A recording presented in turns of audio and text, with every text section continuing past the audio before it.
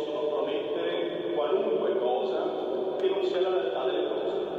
La realtà delle cose è che per fare le cose occorre stare.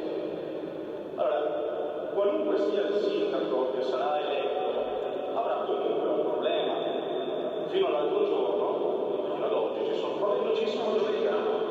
1, 2, 3 prove. Siete meglio? Bene. Allora dicevo, sapete tutti